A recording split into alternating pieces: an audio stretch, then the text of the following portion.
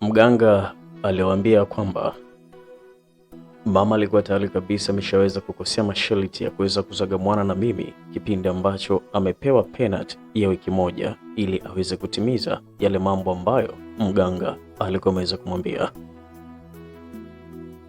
Hivyo mganga kwa kuweza kumsaidia mama alimwambia kwamba ili kwamba mama aweze kupata utajiri, basi kitu ambacho kinahitajika kwa muda kama huu ni kuhakikisha kwamba anakuja kurudia tena kunyanduana na mimi kwa mpalange. Hapo ndipo ataupata utajiri, lakini tofauti na hapo ameshavunja masharti, kwa itabidi afe, aidha nife mimi au jambo baya litokee. Tunakumbuka kabisa kwamba mama aliweza kulalamika sana juu ya kitu kama hiki, lakini mganga alikuwa akiimba nyimbo zake za kwamba mnapenda utajiri, lakini utajiri huaga hauji kwa pupa, utajiri huaga hauji kwa bahati mbaya, bali utajiri ni mikakati na mipango yako ya maisha kila siku. Sasa unapotaka shortcut kama hizi, basi lazima ukutane na mambo mazito kama haya. Mama alichanganikiwa pamoja na rafiki yake Mama Chazi, lakini tunakumbuka Mama Chazi yeye anatafunwa uloda na kijana wake kila siku itwayo leo, na wamepewa masharti ya kwamba hakuna kijana kuweza kutafuta mtu mwingine yeyote, kiumbe chochote kinachoitwa mwanamke, lakini pia Mama Chazi naye haruhusiwi kuweza kumtafuta kiumbe yeyote ambaye anayefahamika kwa jina la mwanaume. Tunajua kabisa kwamba hata mama naye pia aliweza kuahidiwa hivyo kwamba kama angeweza kufanikisha mapema jambo la kuweza kuzaga mwana na mimi, basi mpaka sasa mama angekuwa amepewa masharti kama ambayo amepewa Mama Chazi.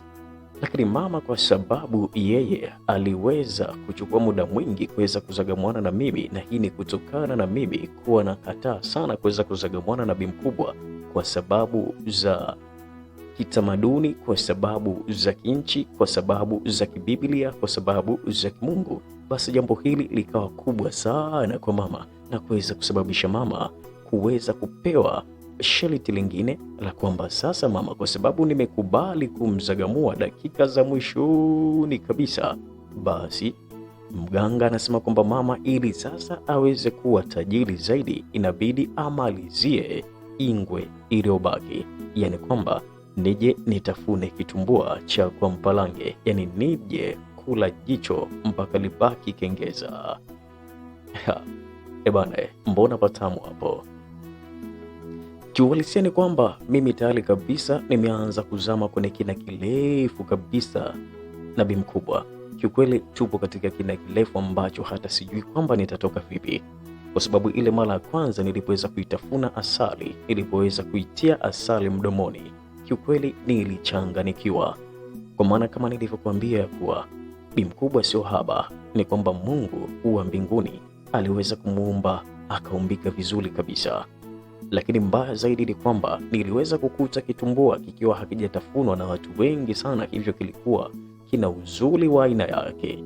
Kutoka siku ile ambayo nilikuwa nimeweza kutafuna kile kitumbua pamoja na kulamba asali, aise, nikajikuta na mimi nimeshazama kwenye kina kirefu kwelikweli kama Bi Mkubwa ambavyo na alikuwa ameweza kuzama kwenye kina kirefu.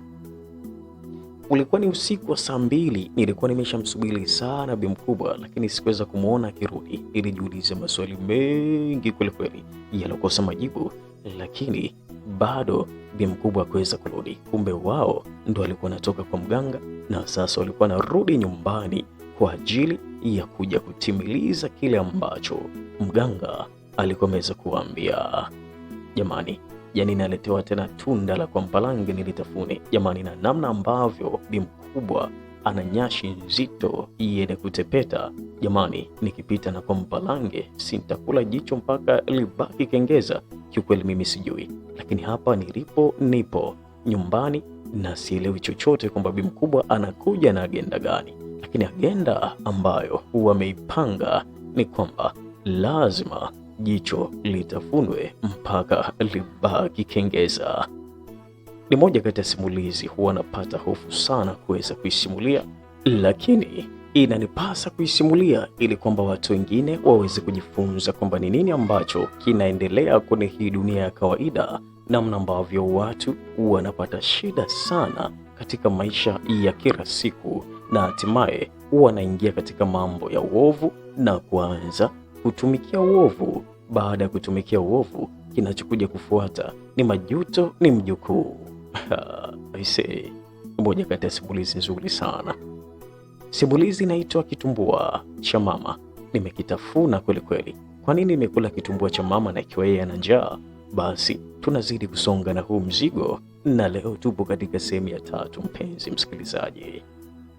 Ebana, nakupa tu kionjo hiko katika sehemu ya pili ya simulizi yetu, iliweza kuishia hapo ambapo mama pamoja na mama Charles walikuwa wakitoka kwa mganga wanarudi, lakini wameshajadiliana mambo mengi sana njiani na kuweza kukosa majibu, na sasa wanarudi wakiwa na kubalio moja tu la kwamba kama mama anataka kuendelea kuishi na kuwa bilionea tajiri mkubwa kama ambavyo alivyo mama Charles, basi inatakiwa atoe kitumbua cha kwa Mpalange kizagamuliwe ili akili iweze kumkaa sawa na aweze kuwa bilionea. Bana, karibu sana. Ni kuombe kitu kwamba ujitahidi sana kubonyeza neno subscribe ili kwamba uwe mtu wa kwanza kabisa kupata simulizi zingine ambazo tunaziachia hapa, lakini pia uweze kugusa alama kengele ili kuwa mtu wa kwanza kupokea ujumbe pale ambapo simulizi zetu zinakuwa zimeweza kutupwa hapa YouTube. Hakikisha pia una share, hakikisha pia una like, hakikisha pia una comment, alafu una kometisha kweli kweli ukifanya hivyo.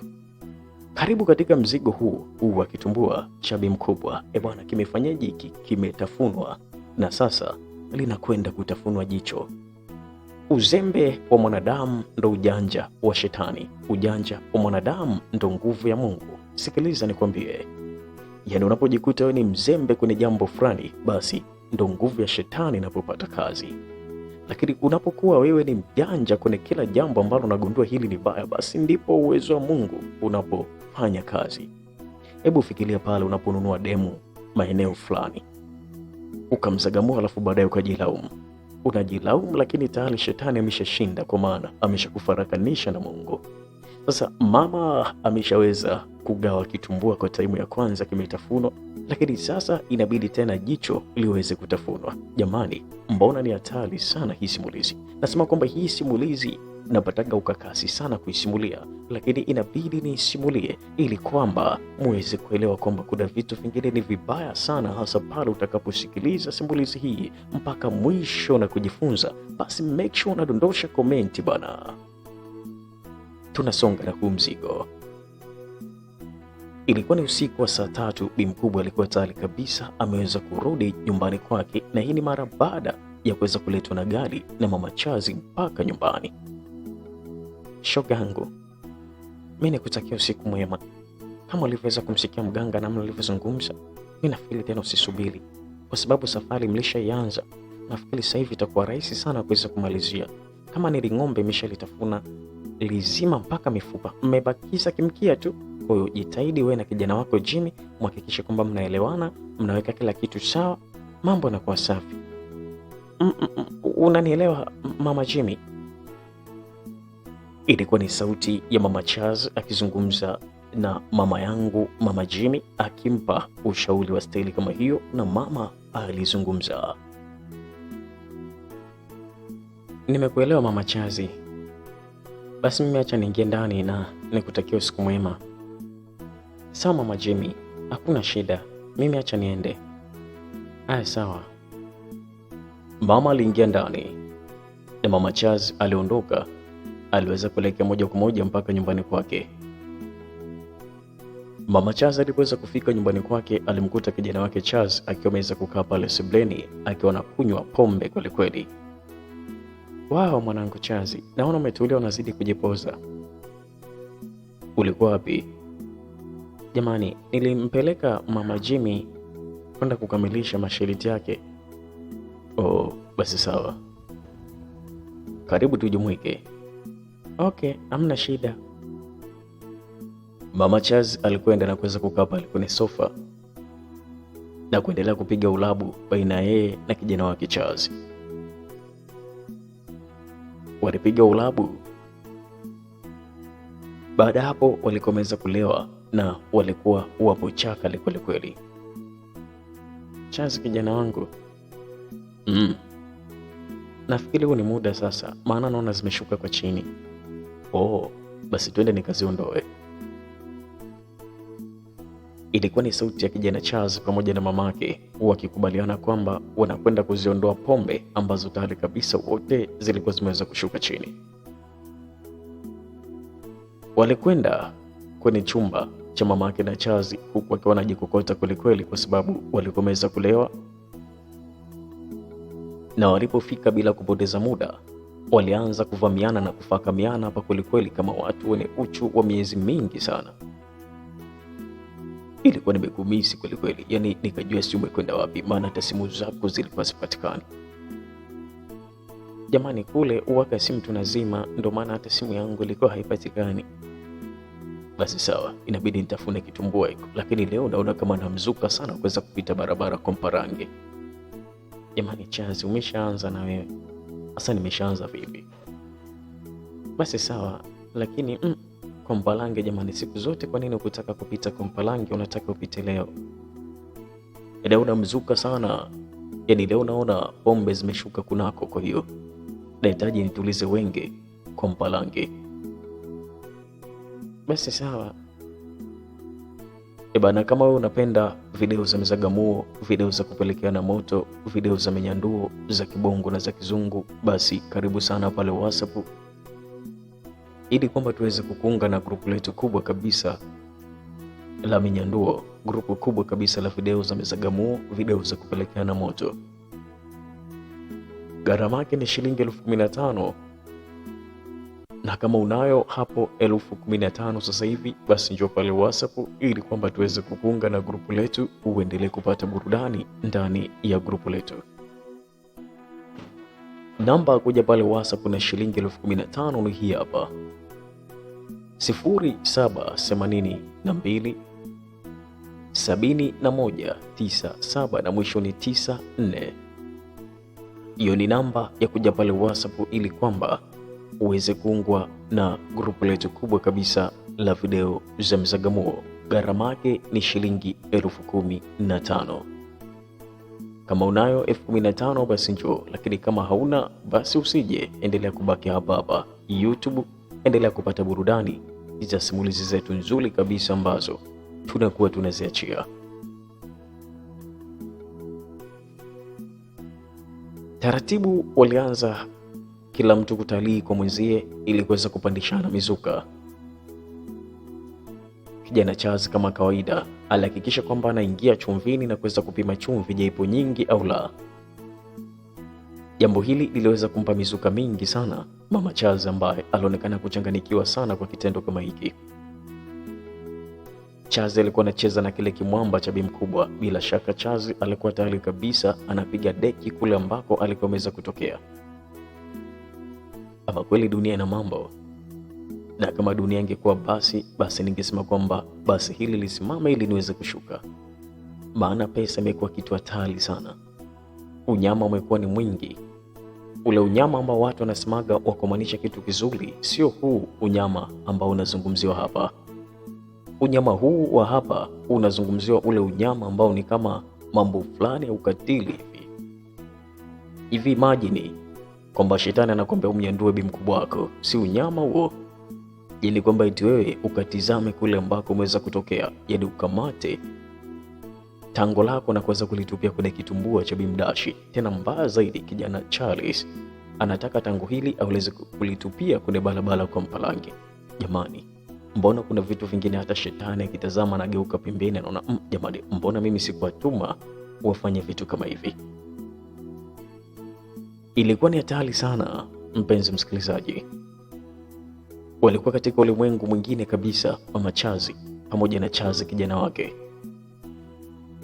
Uzuri wa mama Charles na mamangu ni kama wanafanana tu. yaani kuanzia nyash, umbo la dondora, sura nzuri, weupe na kila kitu. Kwa kijana Charles naye bila kupoteza muda ni kwamba alikuwa anafarijika sana namna ambavyo alipokuwa akimzagamua bi mkubwa wake. Kijana Charles akaanza kuonesha utundu mkali sana kwa bi mkubwa, huku maneno mengi mdomoni akiwa anazungumza kwamba alikuwa ameweza kumisi kweli kweli. Bi mkubwa wake naye akawa anazungumza vitu vingi kwamba alikuwa ameweza kumisi Tango kweli kweli. Kijana Charles alihakikisha kwamba anaendelea kupima chumvi pale chumvini mpaka alipoweza kugundua kwamba tayari kabisa Bimdash alikuwa ameweza kudondosha wazungu wengi ambao waliweza kuanguka kwenye uwanja wa 6-6 kwenye kitanda cha bi mkubwa wake. Kijana Charles baada ya kuweza kucheza sana na kitumbua na kuweza kugundua kwamba kitumbua kilikuwa tayari kabisa kwa ajili ya kuweza kutafunwa, hakuweza kupoteza muda. Alianza kwanza kuweza kuwajaza wazungu kunapo kitumbua. Baada ya hapo awachote wazungu na kuwatupia kwenye barabara kwa mpalange, alafu atembee kwa spidi kali ili kuweza kumchanganya bi mkubwa wake. Kama tumeamua kufanya unyama ni kufanya unyama tu. Sifikiri kwamba kuna kitu kingine ambacho kimebaki hapa. Ni kweli hata mimi najua, ndio maana nimeamua tu hata hiyo barabara kwa mpalange upite. Nashukuru sana kwa kuweza kuniruhusu mimi nipite kwenye barabara kwa mpalange. Lakini bi mkubwa, una nyashi kubwa hiyo, kwani unaikubali? Lazima niikubali. Unajua hii nyashi ndio imeweza kunifanya mpaka mimi nianze kutamani kupita barabara kwa mpalange. Nitakuachia tu nyashi yote uichezesha kinyama zongo vile ambavyo wewe unataka. Lengo langu mimi sitaki utajiri wetu uweze kupotea. Ninachotaka tuendelee kuwa na utajiri siku zote za maisha yetu. Ama kwa hakika nafurahi sana. Mwanzoni ilihisi kama naweza nikapata raha hivi, lakini kwa sasa kiukweli umeanza kuniingia moyoni. Yaani nisipokuona tu na kumisi ile mbaya mpaka na kunywa mapombe ili kuweza kutuliza mawazo. Jamani mwanangu Charles, kweli unachozungumza? Nazungumza kweli mama, yaani nisipokuona huwa nachanganikiwa sana. Kwa hiyo waga unachanganikiwa kwa sababu hujamuona mamako au waga unachanganikiwa kwa sababu ya kitumbua? Mimi waga nachanganikiwa sana kwa sababu ya kitumbua. Yaani unajua mama, mimi kwa time kama hii sikuchukulia tena wewe kama mamangu. Yaani nakuchukulia wewe kama ni mchati tu ambaye muda wote nahitaji nikuzagamue, kwa sababu umeshaniambia kwamba mimi nisiwezi tena kuzagamua watu wengine tofauti na wewe. Kwa mimi muda wote nakuwa nawaza kukuzagamua wewe tu mama. Yaani akili yangu inakuwa ikai sawa. Jamani mwanangu Chazi, mimi mwenyewe nashukuru sana kama tayari umeshaanza kuzama kwenye huba zito namna hiyo. Usijali mama. Kiukweli mimi sasa hivi sitamani kitu kingine chochote kile. Yaani nisipokuona wewe akili yangu ina data kweli kweli. Hata mimi jamani Chazi. Yalikuwa ni mazungumzo ambayo walikuwa wanapiga, huku kijana Chazi alikuwa akiendelea kabisa kuendelea kupiga deki kunapo kitumbua. Na kitumbua tayari kabisa kilikuwa kimeweza kumwaga mafuta mengi kweli kweli. Lakini pia wazungu walikuwa ni wengi wameweza kudondoka kwa sababu kijana Chazi alikuwa anapiga stori huku akiendelea kutalii vyema kabisa mpaka kwenye embeboribo za bimdashi wake. Embeboribo pia nazo zilikuwa suhaba. Aliweza kuzidosa dosa na kuzibinyabinya kuhakikisha kwamba zimeiva hizi embeboribo au la. Na ndipo baada ya muda alikamata embeboribo moja na kuweza kulitupia kwenye mdomo na kuanza kuling'ata, kulitafuna kweli kweli. Walibadilishana juisi za miwa kwa kuweza kupeana midomo, na hiyo ilikuwa ni kitu hatari kweli kweli. Kijana Chazi akaanza kujihisi yupo kwenye dunia nyingine kabisa, kuzingatia na pombe ambazo alikuwa ameweza kunywa kwa muda kama huu, basi ilikuwa ni fujo tupo hapa. Baada ya muda mama yake na kijana Chazi alianza kuhitaji Tango Master ili kwamba akili iweze kumkaa sawa. Jamani Charles, kiukweli mimi kwa sasa nahitaji tango tu. Maana naona kabisa mwili wangu umechoka na kupagawa na kulegea, yani naweza hata nikafa. Usijali, tango nitakupatia tu. Kuhusu masuala ya tango, usiwaze. Kijana Charles hakuwa na wasiwasi wala hakuwa na haraka kuweza kumpatia tango kwa time kama hii. Alichokuwa nakitaka kwanza ni kuweza kuonyesha uwezo ili bi mkubwa aweze kuchanganikiwa. Baada ya hapo ampeleke Tango Master zito kwelikweli ili kwamba akili iweze kumkaa sawa. Baada ya kuweza kugundua kwamba tayari kabisa mama Chazi ameweza kufika kwenye kilele zaidi ya mara 2, na huku akiwa na ulevi wa pombe, huku akizungumza maneno mengi, basi kijana Charles akajua huu ndo wakati sasa wa kuweza kumtandika bakola ili akili iweze kumkaa sawa. Kifo cha mende ndo ulikuwa mkao mzuri ambao kijana Charles aliamua kuutumia kwa time kama hii. Alikuwa na gobole kubwa lenye uzito mzito kulikweli wa heavyweight, lenye kupiga risasi nyingi tena nzito na kuweza kuua mtu kwa mara moja tu, wala sio mara 2. Alilenga shabaha na kuweza kutupia gobole hilo kunako kisima cha Mama Charles. Mama Charles aliweza kulipokea gobole lile kwa uzuri kabisa na kwa sauti nzito kwelikweli. Ilikuwa ni sauti ya milalamo ambayo alikomeza kulipokea gobole hili Mama Charles, wakati kijana Charles aliweza kushuhudia kwamba gobole hili likipigwa na joto kali kwelikweli kunapo kinu cha bimkubwa wake. Bimkubwa, kinu hiki kina joto kali kwelikweli, naona mchi umeweza kubaki ndani ya kinu, lakini joto ni kali. Je, nianze kutwanga na kukoboa au nisikilizie kidogo? Ilikuwa ni moja kati ya swali ambalo kijana Charles alikomeza kumuuliza Mama Charles ambaye ni bimkubwa wake. Jamani, hebu liache tu gobole kwanza libaki kwenye kinu, alafu nitajitahidi sana kubana kinu na kuachia ili niweze kuona kwamba unapata vipi mizuka. Alizungumza hivyo Mama Charles ambaye tayari kabisa alianza kukibana kinu na kuweza kukiachia, jambo ambalo liliweza kusababisha kijana Charles kuweza kuchanganikiwa kwelikweli. Jamani, kumbe kinu waga kinabana na kuweza kuachia? Yeah, kinu waga kinabana na kuweza kuachia. Kinu mbona kina shida? Alizungumza hivyo Mama Charles. Yalikuwa ni maneno baina ya Mama Charles pamoja na Charles. Yaani kama ungeweza kuwakuta, basi ungeweza kuzani kwamba bwana huyu ni mtu na mshangazi wake, lakini kumbe alikuwa ni mtu na bi mkubwa wake. Yaani wamerelax wenyewe, yaani kama vile hawana shida yoyote hapa duniani, kumbe wanamtumikia shetani. Baada ya muda kijana Charles alianza kukimbiza moto kwelikweli. Kinu kilianza kutwangwa kwelikweli. Kijana Charles alikuwa kitwanga hiki kinu bila hata ya uoga. Alitwanga sana hiki kinu. Kinu kilitwangika haswa kabisa. Kijana Charles alikuwa na furahi sana kuweza kutwanga kinu hiki, kwa sababu kinu hiki kilikuwa kinamwaga maji mengi. Kila alipokuwa kitwanga kijana Charles, maji yalikuwa naruka kutoka ndani ya kinu na kuweza kuluka nje, jambo ambalo lilimchanganya sana kijana Charles. Akajikuta mate yakimdondoka, macho yakimtoka, mizuka ikienda high level. Kijana Charles akajikuta nguvu hata zilipokuja akawa jui. Kitu kilichokuwa kinafanyika hapa ilikuwa ni kupiga bakola tu ili kwamba akili iweze kumkaa sawa Mama Charles.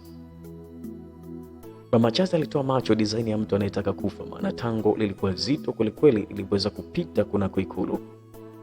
Ikulu ilikuwa kitikisika na ikulu ilikuwa ikiogopa kabisa kulipokea tango hilo, kwa maana lilikuwa zito kwelikweli, na tango hilo liliweza kufiti vyema kabisa kwenye ikulu. Yani kila pembe ya ikulu tango lilikuwa limeweza kufika. Hivyo kijana Charles hakuweza kupata shida sana kuweza kupiga pande fulani za ikulu. Kwa mfano, anapiga mashariki, anapiga kaskazini, anapiga kusini, alafu anakuja anapita pale katikati ya ikulu. Basi zilikuwa ni kelele mtindo mmoja.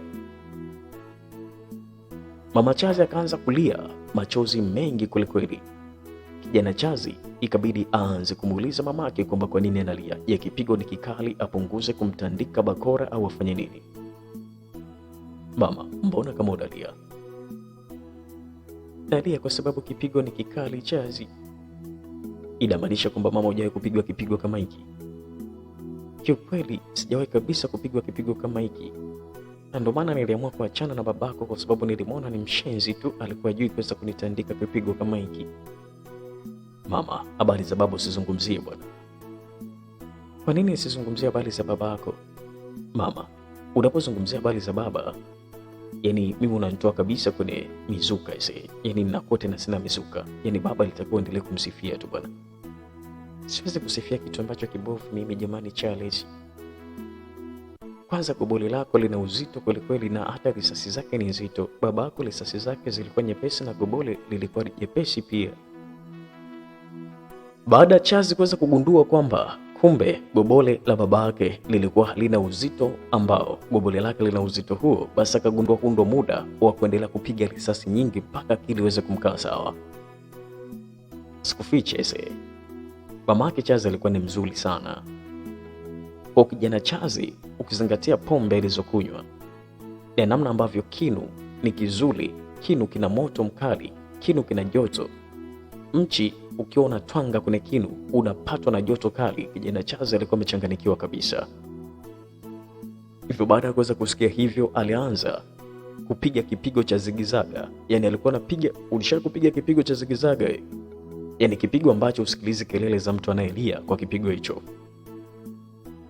Alikuwa anapiga kipigo kikali, alafu yale machozi mengi ambayo Mama Chazi alikuwa anadondosha, kijana Chazi alikuwa anayakinga na alikuwa anayafuta kwa kutumia ulimi. Yale machozi mengi ambayo Mama Chazi alikuwa analia, kijana Chazi alikuwa anayafuta kwa ulimi. Kamasi alikuwa anazimeza zote kabisa. Hii inamaanisha kabisa kwamba kijana Chazi amejizatiti kwelikweli kuhakikisha kwamba anakamia mechi ili kwamba aweze kupata pointi 3. Ama kweli dunia, hebu simama nishuke bwana. Dunia sasa, haya mambo ambayo unaona yanasimuliwa kwenye simulizi, unaweza kuhisi kwamba tunakupa hadithi za kufikirika, lakini nataka nikwambie kwamba mambo haya kwenye dunia hii iliyojaa laana, shida na tabu, mateso, pesa imekuwa mbele kuliko Mungu. Usishangae kuweza kukutana na vitu kama hivi. Unaweza kushangaa vitu kama hivi, lakini kuna simulizi moja ambayo inaitwa My Daddy, yani babangu. Bwana, hiyo ni moja kati ya simulizi ambayo kali pia. Ni simulizi ambayo yani baba na mtoto wote wanapelekeana moto. Je, unataka siku nilete hapa alafu ndio uelewe kwamba dunia imeharibika? Basi endelea kusikiliza kwanza simulizi hii kali kabisa, alafu tutakuja kuipata hiyo simulizi nzito. Dunia imekwisha, shetani yupo kazini. Unajua kuna vitu ambavyo vinaweza vikafanyika kwenye ulimwengu huu wa kawaida, huwa ukachukulia kawaida, lakini kuna ulimwengu wa roho unakuta kila kitu kimeharibika. Ndio maana huwa nasema kwamba simulizi hii huwa mpaka nashindwa kabisa kuweza kuisimulia, lakini huwa naamua niisimulie ili watu wajue kabisa kwamba dunia imeharibika vibaya kabisa. Dunia imeharibika, dunia imepoteza dira kabisa, dunia haina maana tena. Kilichobaki kama binadamu tungegundua kwamba dunia imekwisha, basi ilikuwa ni uwezo wa kuweza kurudi kwa Mungu tu, kwa wale wanaomwamini Mungu, lakini kwa Yesu Kristo, kwa wale wanaomwamini Yesu Kristo kama Mungu na Bwana na Mwokozi wa maisha yetu. Maana hakuna njia nyingine ya kuweza kukufanya ukaishi safe kwenye hii dunia tofauti na hapo. Ukipenda pesa, ukipenda maisha mazuri, lazima mambo kama haya yatakuja kutokea. Kama sio kuweza kumzagamua bi mkubwa, basi utazagamuliwa na babako, na kama sio kuzagamuliwa na babako, basi unaweza kuzagamuliwa mwenyewe na mtu mwingine kwa tamaa pesa. Utahitaji pesa tu, utahitaji magari. Unafikiri kwamba utapata bure bila kufanya kazi? Tena kazi ufanye kwa akili nyingi, kwa kumtegemea Mungu. Kuna watu wanapenda shortcut. Mwisho wa siku wanajikuta wanatafunwa na kuliwa, na mwisho wa siku majicho yao yanabaki kuwa makengeza. Kijana Chazi hakuwa na uoga tena. Kijana Chazi alikuwa anaendelea kukandia huu mpini vibaya mno. Kijana Chazi alikuwa anashindua na kushindilia kweli kweli, ili kwamba haya mahindi alikuwa anayatwanga kwenye kinu yaweze kuiva vizuri. Alikuwa anatwanga kweli kweli haya mahindi, na kinu kilikuwa kimeweza kuitika kweli kweli. Kinu kilikuwa kimeweza kuitika. Kinu kilikuwa kimeweza kukubali. Kinu kilikuwa kimeweza kupata moto. Kinu kikawa kinakutana na mchi. Basi kazi ilikuwa ni moja tu. Kazi ilikuwa ni moja tu, na kazi hiyo ilikuwa ni ya kutwanga tu kwa kijana Chazi. Baada ya muda, kijana Chazi aliweza kufika kwenye kilele cha mlima wa Kilimanjaro. Wakati huo tayari kabisa Mama Chazi alikuwa yeye zamani amefika zaidi ya mara 4. Ndio amefika sasa hivi baba kwenye kilele cha mlima wa Kilimanjaro? Ndio nimefika sasa hivi. Asante baba, nikategemea utaweza kufika kwenye kilele, maana si kwa kutwanga huko jamani. Nimetwanga vizuri mahindi. Umeyatwanga vizuri, ndio maana nikakusifia kwamba sijawahi kabisa kuweza kutwangwa kwa kiasi kama hiki. Unanifanya hata nilie. Yaani nafikiri kwamba huyu mganga japo ameweza kutupatia pesa, lakini nafikiri kwamba ametupa kitu ambacho jamani kina burudani kwenye maisha. Yaani sitamani hata kukutana na kitu kingine. Hamna shida. Vipi kijana wangu? naona kabisa bado tango linahitaji kuweza kutafunwa. Inakuwaje? Mbona gobole hili bado linazidi kusichi network? Gobole linataka tena kuingia kwenye ikulu na kuweza kupiga risasi?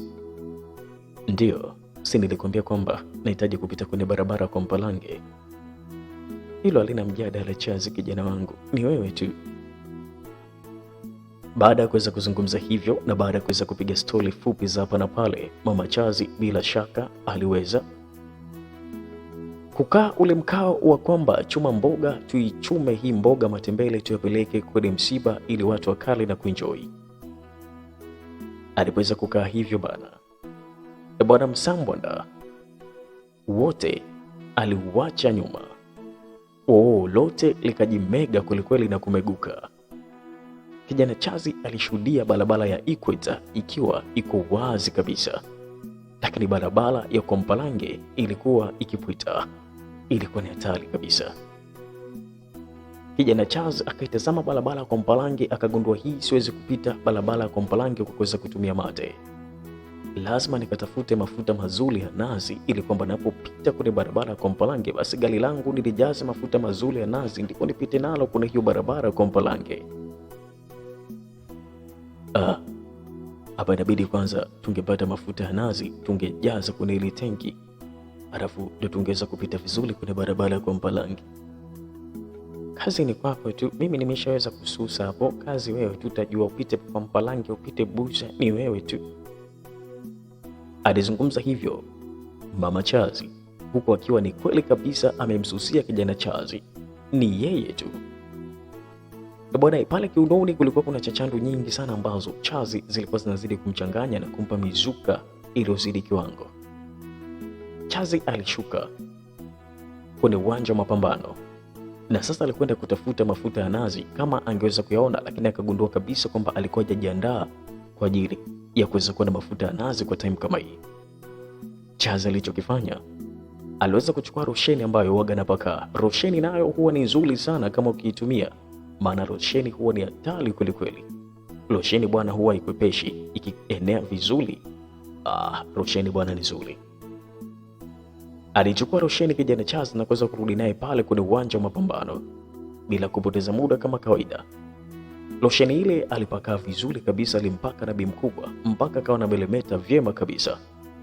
Kijana Chazi kama kawaida aliweza kuchukua wazungu kunako ikulu na hatimaye wazungu hawa akahitaji kuwapitisha katika barabara kwa Mpalange. Hasa kuzingatia rosheni, ukizingatia na wale wazungu ambao Mama Chazi alikuwa ameweza kuwatema, basi barabara kwa Mpalange ilikuwa unateleza tu. Yani ilikuwa ni mororo kwelikweli. Yani kijana Chazi wala kupata shida, yani ni kama vile alikuwa na msukuma mlevi tu. Kijana Chazi kwa mara ya kwanza anashika bastola yake na kuweza kuitupia kwenye ikulu, na anakuta ikulu inapokea bastola tena bila hata ya woga. Kwanza akachezesha gobole kunako mlango wa ikulu, akaona mlango wa ikulu unajifungua na kujifunga. Akagundua kabisa kwamba huu mlango jamani, haujawahi kuweza kupitishwa gobole zito, huu mlango wa kwa Mpalange. Kwa mara ya kwanza naenda kuvunja kufuli zote za kwa Mpalange na mimi ndo nakuwa kwanza. Jamani mbona itakuwa ni hatari sana. Yalikuwa ni maneno ya kijana Chazi. Wakati huo ndo anakwenda kuvunja kufuli za kwa Mpalange. Baada ya kuweza kutupia gobole halikuweza kukwepesha, japo kwa Mpalange kulikuwa kumefungwa na kufuli, yani kwamba hakujawahi kabisa kufunguliwa, lakini kijana Chazi aliteleza kama joka linaingia pangoni. Kijana Chazi akaanza kuingia ndani ya ikulu ya kwa Mpalange na kuweza kutoka nje ya ikulu ya kwa Mpalange. Kijana Chazi alipoingia na kutoka tu, kelele zilikuwa nyingi kulikweli za Mama Chazi, kwa sababu hakuwahi kabisa kuruhusu ikulu yake uweze kuingiliwa na watu wavamizi wasiojulikana, lakini hatimaye leo amemwachia kijana Chazi aweze kuingia kwenye ikulu na acheze venye vile alikuwa anataka. Yani ilikuwa ni noma kwelikweli kwake. Kelele ambazo alikuwa anazipiga Mama Chazi zilikuwa ni kelele mara mbili ya zile ambazo alikuwa anazipiga. Jasho lilikuwa likimtoka, alikuwa akitetemeka. Wakati huo tayari kabisa tango lilikuwa limeweza kufiti vyema kulikweli kuliko Mpalange.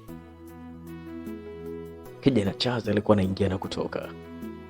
kijana Chazi alishuhudia joto lingine kali kwelikweli ambalo lilikuwa linapatikana ndani ya ikulu hii ya kwa Mpalange. Kijana Chazi akaanza kutafuna Tigo Pesa.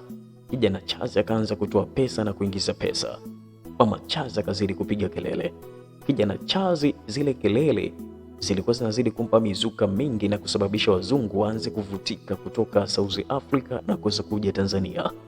Kijana Chazi akajikuta anazidisha spidi ya kuweza kuliendesha gari kwa mbwembwe na kwa spidi kubwa, na akaanza kutwanga na kukoboa pasipo hata kuwa na uvumilivu wowote wala kusikia kelele zozote.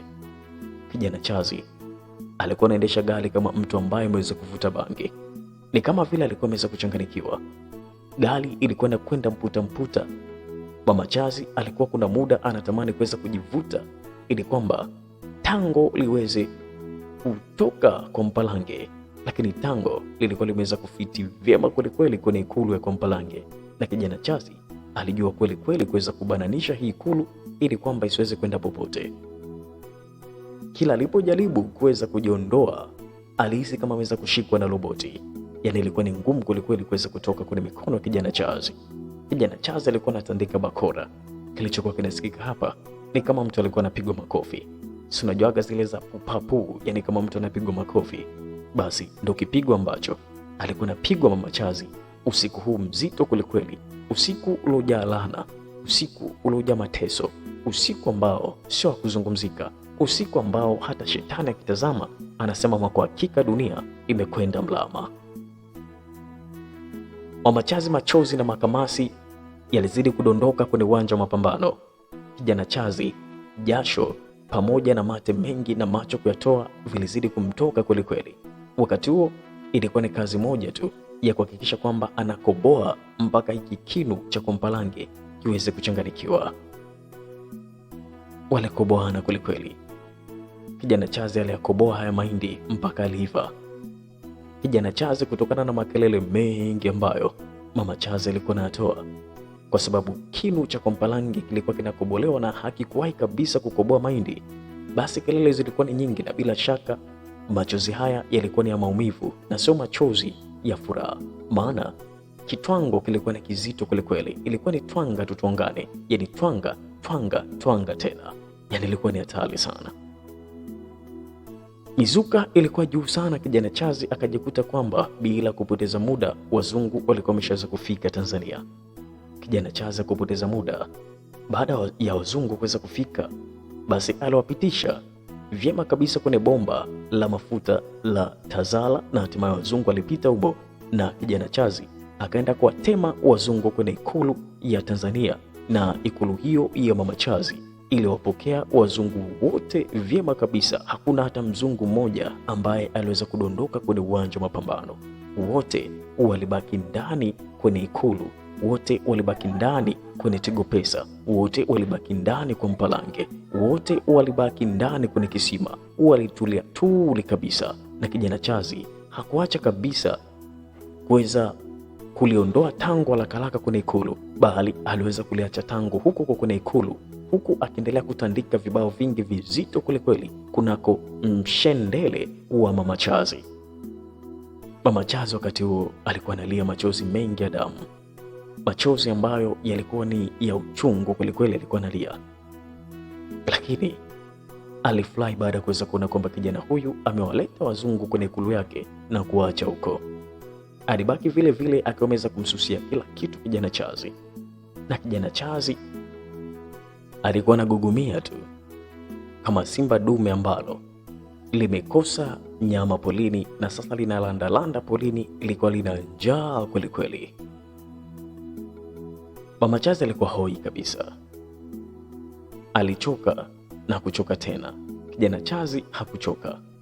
Baada ya kuweza kuona kwamba wazungu wote wamebaki ndani ya ikulu ya mama yake Chazi, basi kijana Chazi akaendelea kuwasukuma sukuma wazungu wengine, akawa anaingia kwenye ikulu na kutoka. Na baada hapo aliweza kuitoa goboli lile ndani ya ikulu ya Mpalange, na ikulu ya Mpalange ikabaki wazi. Hii ilikuwa inamaanisha kwamba sasa ni ruksa mtu yeyote kuweza kupita au kuingia kwenye ikulu hii. Baada ya kijana Chazi kuweza kuliondoa tango kwenye Tigo Pesa, alijitupa na kuweza kulala. Mama Chazi naye alijitupa na kuweza kuchapa usingizi. Walikuwa hoi bintabani kabisa. Bana, kama wewe unapenda mambo ya mizagamuo, yani video za mizagamuo, video za kupeleka moto na kupelekana moto, basi karibu pale WhatsApp. Tunalo grupu letu kubwa kabisa ambalo linahusika na mambo ya kuweza kutoa au kuweka video za kupelekeana moto za kibongo na za kizungu pale WhatsApp. Gharama yake ya kuweza kuungwa na grupu letu la video za mizagamuo ni 15,000 tu. Kwa kama unayo shilingi 15,000 hapo sasa hivi, basi njoo pale WhatsApp ili kwamba niweze kukuunga na grupu letu kubwa kabisa la video za mizagamuo, na utakuwa ukipata burudani ndani ya grupu letu kila siku mwezi mzima, ndipo utalipia tena shilingi 15,000. Kama unapenda video za mizagamuo, video za minyanduo, za kibongo na za kizungu, basi njoo pale WhatsApp kwa namba hii ili kwamba niweze kukuunga na grupu letu kubwa kabisa la video za mizagamuo. 0782 71 97 na mwisho ni 94. 0782 71 97 na mwisho ni 94. Karibu sana pale WhatsApp ili kwamba uendelee kupata burudani. Wenzako wanazidi kupata burudani pale WhatsApp. Sasa wewe unasubiri nini mpaka sasa hivi utaki kuja pale WhatsApp upate burudani? Karibu upate burudani pale WhatsApp. Wenzako wanafurahia burudani ambazo zinatolewa pale. Njoo kwa namba hiyo na 15,000 mkononi. Kama umeisahau, namba ni 0782 71 97 na mwisho ni 94. Njoo pale WhatsApp. Bwana, tunaachana kabisa hapo na Mama Chazi pamoja na kijana wake ambao kwa sasa walikuwa katika usingizi mzito kwelikweli, kama watu ambao wamekufa, kwa sababu walikuwa wameweza kuchoka kwelikweli na mambo ya minyanduo. Sasa tunarudi huku kwangu mimi na Bi Mkubwa. Nini kiliendelea? Wakati nikiwa kabisa niko zangu hapa sebleni nikiwa natazama simu, nilimshuhudia Bi Mkubwa akiingia. Oh mama, karibu. Asante mwanangu. Mama, ulikuwa wapi? Mbona nilikuwa napiga simu zako hazipatikani? Na kutumia meseji ni kama hauzijibu. Yaani ulikuwa wapi? Jimmy mwanangu, nilikwenda kufuatilia hayo mambo ya utajiri. Oh, unamaanisha mama sasa hivi tunaenda kuwa matajiri, si ndio?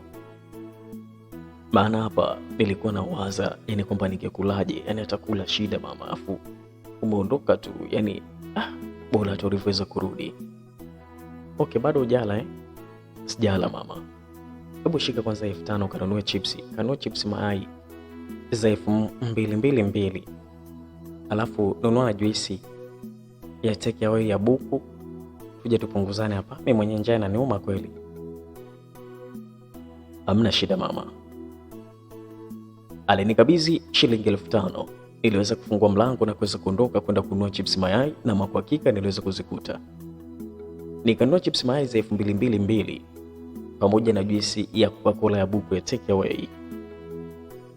Nikaweza kurudi nazo moja kwa moja mpaka hapa nyumbani.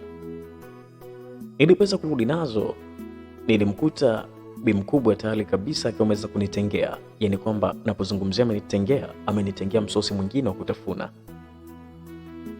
Nilimkuta kwanza yupo kichele. Yaani kwamba ameshasaula kila kitu. Alafu yuko juu ya sofa, amesusa. Yaani amesusa kile kizibo cha kwa mpalanga, amekisusa huko kwenye mlango, lakini pamoja na kitumbua vyote amenisusia. Sasa mimi naingia tu nakuta vitu vimesuswa. Alafu pale katikati kuna zile chachandu nyingi kweli kama kawaida. Bi Mkubwa, vipi tena? Utakula ndo ule au nakula kwanza alafu ndo utakula? Ushaanza mambo yako. Kiukweli mimi nina njaa kwanza, kwa hiyo ningependa kwanza tule alafu ndo tule, sio nile alafu nile tena. Okay, basi sawa, lakini hii siku ya leo lazima utambue kwamba barabara ambayo unatakiwa upite ni ya kwa Mpalange. Sijakuelewa bi mkubwa, unazungumzia nini unaposema kwamba hii siku ya leo barabara ambayo unatakiwa nipite ni barabara ya kwa Mpalange? Yaani unamaanisha nini? Sijakusoma bado. Jimmy, utanielewa tu. Alinuka bi mkubwa na kuweza kuchukua kanga na kuweza kuivaa vyema kabisa, kisha alikaa kwenye sofa na tuliweka chipsi pale kwenye meza na kuanza kutafuna. Tulikuwa tunatafuna chipsi kama mtu na bebi wake vile, yani ilikuwa sio ile kwamba kama sijui na bi mkubwa na nini, yani kwamba umekaa far away mbali na nini, ilikuwa sio kitu kama hicho. Yani tulikuwa tuko zero distance, yani ni hapa na pale tu tunalishana sometimes na kila kitu kiwa kinaenda sawa. Tulipiga chipsi na kuweza kupunguziana hii juisi, tulikula na kuweza kushiba kabisa, nikapiga na maji mengi, nikaona niko safi kabisa. Baada ya hapo nilichili na kuanza kumsikiliza bi mkubwa anazungumza vitu gani, maana anazungumza habari za kwamba hii siku ya leo inabidi niweze kupita kwenye barabara ya kwa Mpalange. Kwa nikaona isiwe kesi, acha nimuulize kwamba kwa nini hii siku ya leo anataka mimi niweze kupita kwenye barabara ya kwa Mpalange. Hapa sasa nimeshashiba bi mkubwa. Ehe, niambie sasa. Ulisema kwamba hii siku ya leo inabidi nipite kwenye barabara kwa Mpalange, yaani sijakuelewa unamaanisha nini? Jimmy mwanangu, nakusikiliza. Nafikiri nimeshakwambia kwamba nimetoka kufuatilia mambo ya utajiri kwa huyo mganga ambaye nilikuelekeza ndo ameweza kutupa masharti ya kuweza kusaga mwana, alafu baada hapo tuwe matajiri. Yes mama, bila shaka nafikiri kwamba kila kitu kinaenda sawa na sasa tunaenda kubadilisha maisha na kuwa matajiri. Au kuna kipi kingine kipi ambacho umeweza kuja nacho? Ni kweli kabisa kile ambacho ulikuwa unawaza kwamba maisha yanakwenda kubadilika, ni kweli kabisa maisha yanabadilika. Lakini sasa mganga amezungumza vitu tena vingine ambavyo kikweli mimi nilivikataa, lakini sasa nifanyeje? Ndio vimeshazungumzwa. Mama, mganga amezungumza vitu gani tena? Mbona mambo kila siku yanakuwa mengi? Au tunadanganywa tu? Mimi nishambiwaga na rafiki yangu kwamba waganga ni waongo sana mama. Ona sasa wewe umewaamini na mwisho wa siku sasa umeshaanza kutuletea uuni tu. Tumeshafanya dhambi kubwa kweli mpaka shetani anatushangaa. Enzi tena mganga na kuzingua sasa. Yeye anakuelekeza nini mama? Nini ambacho anaweza kukwambia wewe zaidi ya utajiri? Mama, au waganga siku nyingine ni kuwapiga tu na kuwavunja kama unakuwa danganya vitu kama hivi mama. Sasa uona sasa. Umeshaanza kusema sijui mganga kaleta niambie. Mwanangu hebu tulia basi nikuelekeze. Niambie sasa nini ambacho amezungumza wewe mganga? Sikia nikwambie. Mganga akasema kwamba kipindi kile alipoweza kunipa ile masharti, kama ningeweza kuzingatia basi mpaka sasa ningekuwa tajiri. Na hata wewe ungekuwa tajiri pia. Ila nini sasa kilichoshindikanika mama? Jimmy, kumbuka kipindi kile ulikuwa unakataa kabisa kuweza kusaga mwana na mimi. Jambo lile likafanya mlolongo mzima uwe mrefu kweli kuweza kufanikisha utajiri ambao tulikuwa tunautaka. Mama, yaani unapita mbali, mimi hata sikuelewi. Hebu kwa nini usinyoshe tu maelezo ili niweze kujua kwamba nini ambacho mganga anakizungumza? Mwanangu Jimmy, mganga swala lilolileta kiukweli mimi naliogopa kwa sababu sijawahi kabisa, yani mimi sijawahi kabisa. Sijawahi mimi. Hata sijui nifanyeje jamani. Naogopa. Sasa unaogopa nini mama? Hebu nielekeze mganga kasemaje? Yaani mganga kazungumza nini? Kitu gani ambacho amezungumza? Au nataka mimi nife? Kama swala kufa mama mimi siku tayari. Ni bora tu utajiri tuache, tutaupata kwa stili nyingine. Kama unaogopa kuniua mamangu, haya mambo tuachane nayo. Kweli mimi siko tayari kabisa. Jimmy mwanangu, sasa bora ingekuwa hata kukuua. Mama, unasema bora hata ingekuwa kuniua? Hilo jambo gani mama ambalo unasema kwamba ni bora hata ingekuwa kuniua? Nilimuuliza hivyo, lakini mama ndani ya moyo wake kuna kitu akaanza kufikiria. Angesema kumuua nisingekubali, nimuue mtoto wangu. Ila nimetumia njia hii ili kuweza kumchanganya ajue kwamba jambo hili ni zito na linatakiwa tulifanye. Yaani kwamba ni bora hata ningemuua. Kwamba hili jambo ni zito, ni bora hata kuua mtu lakini ile jambo lisifanyike. Nimejaribu kumpa uzito wa ile jambo ili kwamba akili sasa iweze kumkaa sawa, atambue ile jambo ni zito, ila sio kumuua. Lakini hapa naona kashaji yako ni mfumo, ngoja niendelee sasa, atakubali tu. Mama, yeye unasema bora hata kuniua? Ni jambo gani hilo ambalo tunasema bora hata ungeniua kuliko hilo jambo? Jimmy mwanangu, ni jambo zito ambalo mimi naogopa. Yaani kwenye maisha yangu yote mimi sijawahi kuweza kufanya upuuzi kama huo. Yaani ni hatari. Kwanza ni hatari kwa afya kwa binadamu. Pili ni hatari hata kwa Mungu. Tatu hata shetani mwenyewe akiweza kuona hivi, yaani mpaka anacheka kwamba hawa watu mbona wako hivi. Mama, mbona kama unazunguka mimi sikuelewi bana. Hebu nieleweshe basi. Naona kama hata chakula nilichokula kama kinashuka tu, alafu kama kinaisha kwa kuendelea kuwaza na kuwa na stress ya vitu ambavyo mimi sielewi. Kwa nini usifunguke mimi nikuelewe?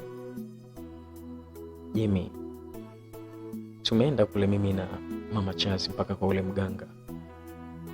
Na tuliweza kufika kule kanambia kama ambavyo nimekwambia.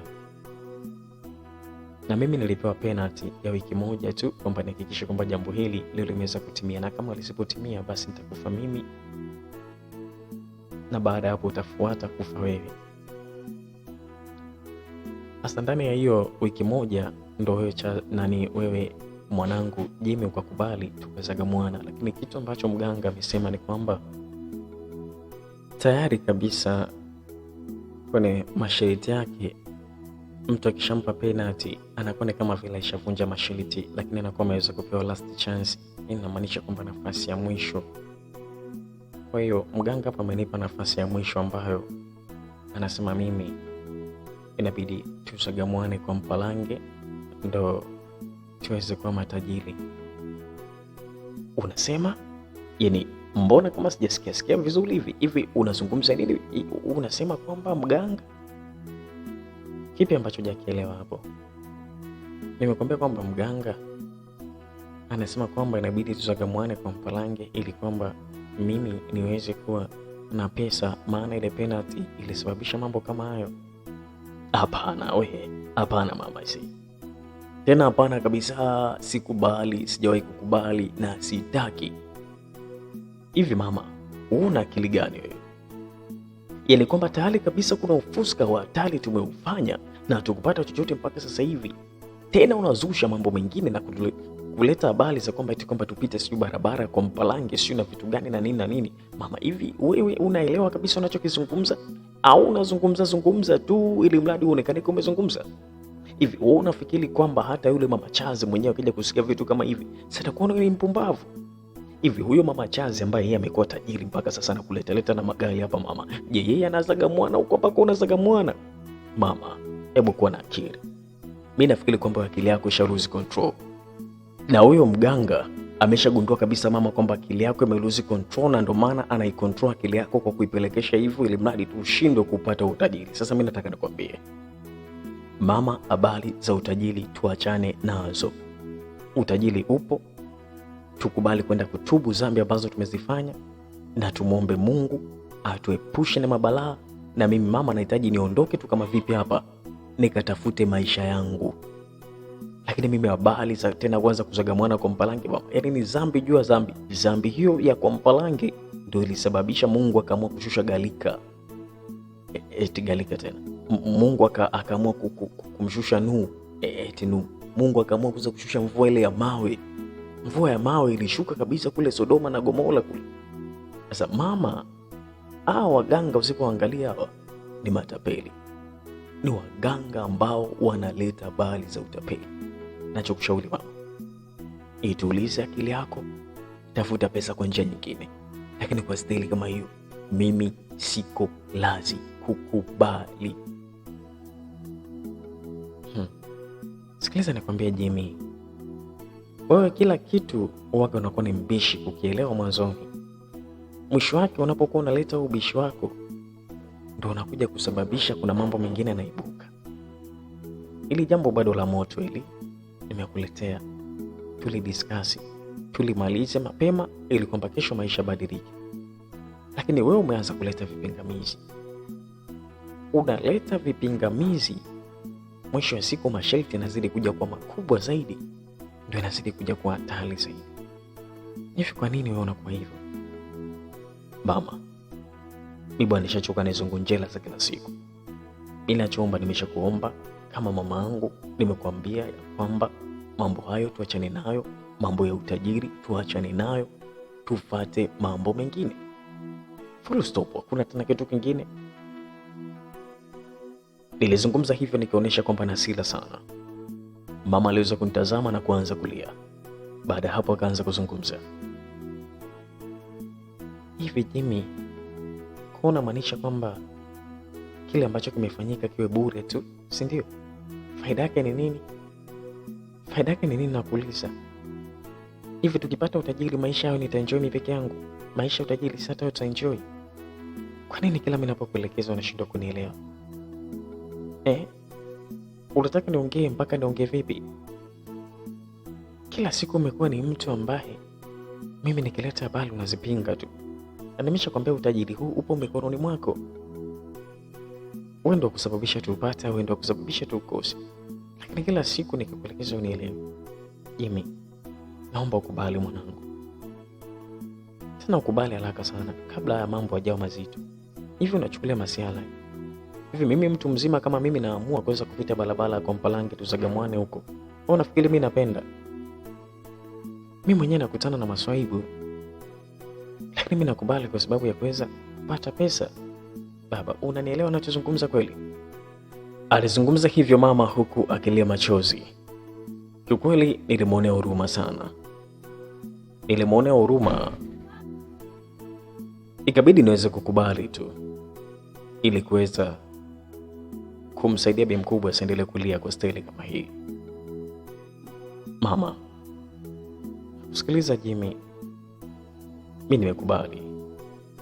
Lakini naomba usiniangushe tena ukaniletea tena mambo ya ajabu mengine mama. Mama, usije ukaniletea mambo ya ajabu. Ni hile ambavyo umekubali mwanangu. La sivyo manake yule mganga ingeweza kutupa mashahidi ya kwamba nikuue wewe. Sasa mimi ningeweza kukuua. Si bora tukubaliane tu na hiki mama. Lakini mbona mwanzoni ulisema kwamba ni bora kuua mtu lakini sio jambo hili? Mbona kama unaonekana unalifurahia? Mwanangu, ndio imeshakuwa. Hata nikikataa siwezi kukataa. Ni bora kukubali tu tumalizie. Tumeshakula ng'ombe mzima, tumebakiza mkia. Tufanye kipi cha ajabu hapo? Kipi cha ajabu hapo? Mama, sawa, mimi nimekuelewa. Lakini tena baadaye usije ukaleta drama zako zingine za kwamba si kuna mambo mengine ambayo mganga kakuelekeza. Mama, mimi nitakubali, bora tufe tu. Maana kama nimeshachoka, tunamaliza hili tunakuja hili, tunamaliza hili tunakuja hili. Sasa tutafanya hivi vitu mpaka lini? Okay, sawa. Mimi nashukuru sana mwanangu kwa kuweza kukubali. Sababu kitu cha kwanza ilitakiwa tuweze kukubali, ndipo mimi niweze kupata amani ndani ya moyo. Na hapa sasa nimeshaanza kupata amani ndani ya moyo baada ya wewe kuweza kukubali. Mimi nimekubali, lakini mimi nimekubali kwa sababu yako tu mama. Kwa sababu nimekuona unalia sana. Kwa sababu nimekuona kama unakosa amani. Mama, hivi unapenda sana utajiri? Mwanangu, kuna mtu asiyopenda utajiri? Mama, ni kweli kila mtu anapenda utajiri. Lakini wewe umezidi. Unapenda sana utajiri mama kuliko hata kuangalia maisha yako mengine. Wewe unafanya vitu kama hivyo. Mwanangu, haya mambo yanatokea tu. Na utajiri siku zote una mambo mengi. Usione watu na magorofa, watu na majumba. Wengine wanaishi na midonda, wengine wanaanguka kifafa, wengine wanalala misukule. Wengine ndo kama hivyo wanalala na mama zao. Ndio hivyo. Sasa wewe unakataa nini? Basi sawa mama, mimi nimeshakuelewa. Okay, basi mimi ngoja nikaoge ili nijiweke sawa, nikuandae kwa Mpalange kwa vizuri, alafu uchukue hii pesa, kimbia fasta kanunue mafuta ya nazi. Alizungumza hivyo mama, na hatimaye yeye alikwenda kuoga, alafu mimi nikaelekea dukani kwenda kununua mafuta ya nazi. Nilikwenda kununua mafuta ya nazi ili kwamba nikija hapa niweze kuteleza kama joka pangoni kwenye tundu la kwa Mpalange. Barabara nzuri kabisa ambayo watu wengi kuaga hawaipiti. Wengi wanapenda kupita Buza, Kariakoo. Kwa Mpalange watu wengi sana wanaogopa, si wanaume si wanawake. Lakini leo mimi na mama tunataka tupite kwenye barabara hiyo ili tuweze kuona kwamba kuna kitu gani huko. Wakati nakwenda kununua mafuta ya nazi, kitu ambacho kilikuwa kinakuja kichwani ni namna ambavyo mshendele ulivyo. ni namna ambavyo chachandu zile nikizikamata. Kitu nilichokuwa nawaza hapa ni moja kati ya stedi tu ile ya mbuzi kagoma kwenda, nikahisi kabisa kwamba hii ni moja kati ya mkao ambao ningefaidi kuweza kutafuna kitumbua cha kwa mpalange vizuri kabisa. Yani leo nakwenda kutafuna kwa mpalange. Jamani, ngoja nikachukue mafuta haraka haraka. Nilianza kukimbia kufanya mazoezi. Nilikuwa nafanya mazoezi ya kutafuna kitumbua cha kwa mpalange, yani kwamba tango langu linakwenda kutupwa kwa mpalange. Basi nilianza kukimbia kweli kweli, nilikuwa na hema juu juu, yani na hema kweli kweli. Akili ya kusema kwamba bi mkubwa anakwenda kutafunwa Tigo Pesa, anakwenda kutafunwa jicho mpaka libaki kengeza, ili ni hama kabisa. Akili ambayo ilikuwepo hapa ni kwenda kula jicho tu mpaka libaki kengeza. Sikujali kwamba litakuwa ni jicho la bi mkubwa au litakuwa la nani. Nilikwenda nikanunua mafuta ya nazi na kuanza narudi nayo mbio mbio, na hema juu juu kweli kweli, na changamka kwenda kutafuna kitumbua cha kwa mpalange. Bi mkubwa alikuwa ameshaoga vizuri kabisa, na alikuwa ameshaanza kupaka mafuta yake vyema kabisa, alikuwa ananukia na tayari kabisa alikuwa ametega mitambo ili kwamba nikifika tu ni connect bluetooth tuanze mizagamuo ya kwa mpalange. Bwana, nimefika tu nikakuta kabisa nimeshaanza kutegewa mzee. Nimebongolewa, yani kwamba nimewekewa, yani nimeachiwa, yani nimeachiwa mzigo, yani kwamba ni ubebe mimi nitakavyotaka. Mshendele huwa hapa. Bwana, kisima cha kwa mpalange hiki hapa. Bwana, kisima cha kitumbua hiki hapa. Kazi ilikuwa kwangu baada ya kuona tu. Bwana, tangu master likaanza kuswitch network, lina switch kushoto, lina switch kulia, lina switch juu, lina switch chini. Nilichokifanya, nilimwaga mafuta yote ya nazi juu ya shendele mpaka shendele likaanza kung'aa. Nilichotokea hapo unajua ni nini? Basi kama wewe ni mpenzi wa kuweza kutazama video za watu wakipelekana moto kwa mpalange kwenye mishendele, basi njoo pale WhatsApp. Bwana, video hizo za mishendele, bwana, video hizo za kupelekana moto, minyanduo, mizagamuo ziko pale WhatsApp, na sisi ndo tunazo, na tunawaunga watu na magrupu vyema kabisa, wanapata video hizo ndani ya grupu. Je, wewe ni mmoja kati ya watu ambao wanapenda video hizo? Basi njoo pale WhatsApp tukuunge na grupu letu kubwa kabisa la video za misagamuo. Bana, gharama yake ni shilingi 15,000 tu. Kama una 15,000 hapo sasa hivi, basi changamka, njoo pale WhatsApp ili kwamba niweze kukuunga na grupu letu kubwa kabisa la video za misagamuo. Bwana, njoo na 15,000 pale WhatsApp kwa namba hii 0782 7197 na mwisho ni 94. Njoo pale WhatsApp sema oi, nahitaji kuungwa na grupu kubwa kabisa la video za misagamuo. Mapema sana utaungwa na grupu na utaendelea kumweleka.